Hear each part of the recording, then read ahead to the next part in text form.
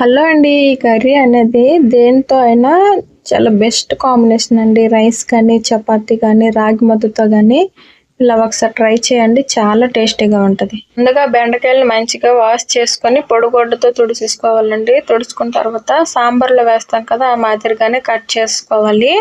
Pan తీసేసుకొని కాస్త oil ఎక్కువగానే పడుద్ది. ఒక 4-5 టేబుల్ స్పూన్ల వరకు పడుద్దండి ఆయిల్.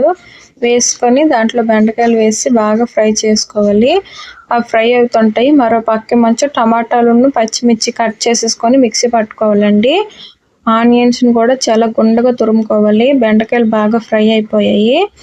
అదే ఆయిల్లో పోపు దినుసులు వేసేసుకొని ఎండుమిర్చి, కరివేపాకు వేసి బాగా ఫ్రై అయిన తర్వాత ఆనియన్స్ని కూడా వేసి ఉప్పు వేస్తే చాలా వేగంగా మగ్గిపోద్దండి ఆనియన్స్ అనేవి. అవి ఫ్రై అయిన తర్వాత అల్లం వెల్లుల్లి పేస్ట్ని కూడా వేసి పచ్చి వాసన పోయేంత వరకు ఫ్రై చేసుకోవాలి. తర్వాత మనం మిక్సీ పట్టుకున్నాం కదా టమాటోను, పచ్చిమిర్చి పేస్ట్, అది కూడా వేసి పచ్చి వాసన పోయేంత వరకు ఫ్రై చేసుకోవాలి.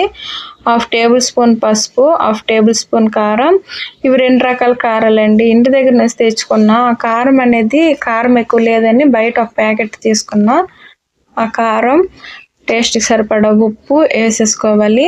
లాస్ట్లో కస్తూరి మేతిని కూడా వేసేసుకొని గ్లాస్ వాటర్ పోసేసుకోవాలండి. తర్వాత ఇది బాగా తెరిలిన తర్వాత మనం ముందుగా ఫ్రై చేసుకున్న బెండకాయలను కూడా వీటిలో వేసేసుకొని మరీ గట్టిగా కాకుండా చాలా నెమ్మదిగా కలిపేసుకోవాలి. మూత పెట్టుకుంటే బాగా కుక్ అవుతాయి.